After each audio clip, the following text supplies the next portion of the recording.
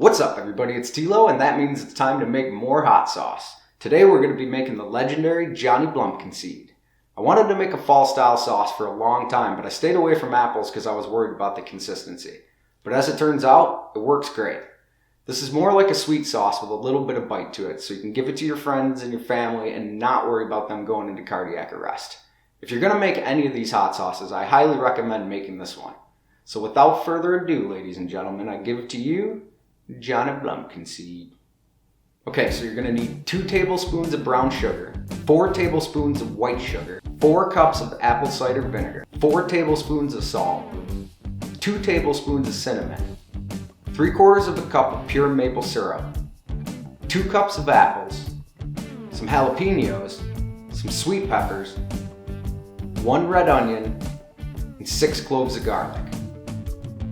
Anytime you see one of my recipes with sweet peppers in it, I do that so that you can control the heat level to your preference. If you want it to be more mild, more sweet peppers. If you want it to be hotter, more jalapenos. I also designed the recipe around late season fully ripe jalapenos. So if you have red jalapenos, they're a little bit sweeter and a little bit hotter, they'll work perfect for this. I don't have normal jalapenos, so I use New Mex orange spice jalapenos. You're also going to need a blender, a large saucepan, gloves, and the blood of your enemies.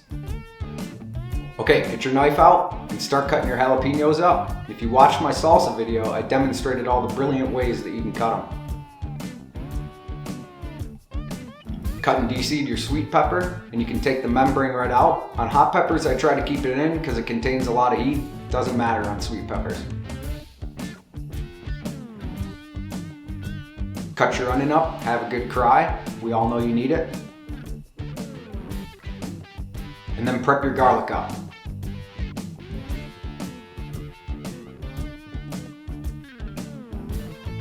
As far as fruits go, apples are a delight. You can cut this thing up and you'll still have all your fingers at the end.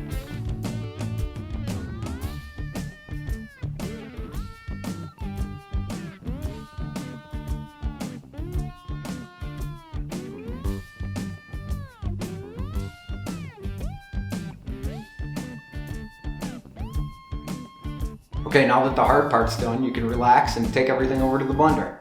Okay, start by adding your vinegar. Don't forget your reusable coffee filter. Add your brown sugar, your white sugar, your salt, your cinnamon, and the secret ingredient, the pure maple syrup. Okay, now it's time to add the meat and potatoes. Add your garlic, put your onions in, add your apples, and then throw in your peppers.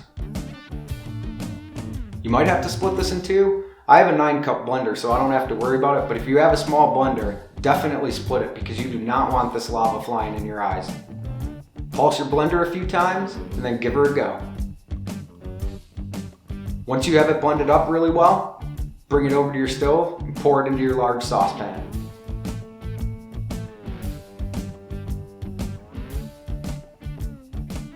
Cover the saucepan and bring it to a boil. Once it's boiling, remove the cover, reduce the heat, and let it simmer.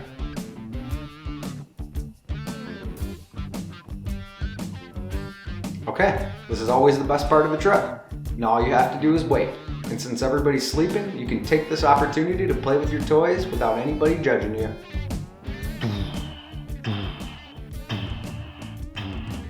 Oh, hi, Mr. T-Rex. Please don't hurt me. I'm a pretty nice guy. No, Mr. Parasaurolophus. Not all T-Rexes are bad. Some of us are... I'm just kidding. I'm a T-Rex. Hopefully you guys learned that you can never trust a T-Rex, and our sauce should be reduced enough to get on with the process. Once your sauce is reduced to your liking, take it off the heat and pour it into the blender.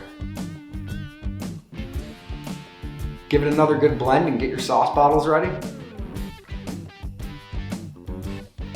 Now very carefully pour it into the bottles and get a pot of boiling water ready.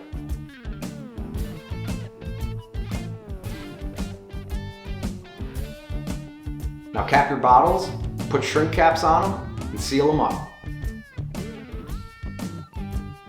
Now that we've reached the end, all that's left to do is enjoy the spoils of war.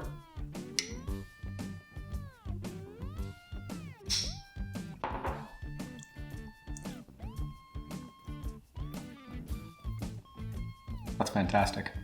And just as Johnny Blumpkinseed became a hero by traveling the world and planting Blumpkin seeds for the children of generations to come, so too shall you be a hero when you deliver this hot sauce to your friends.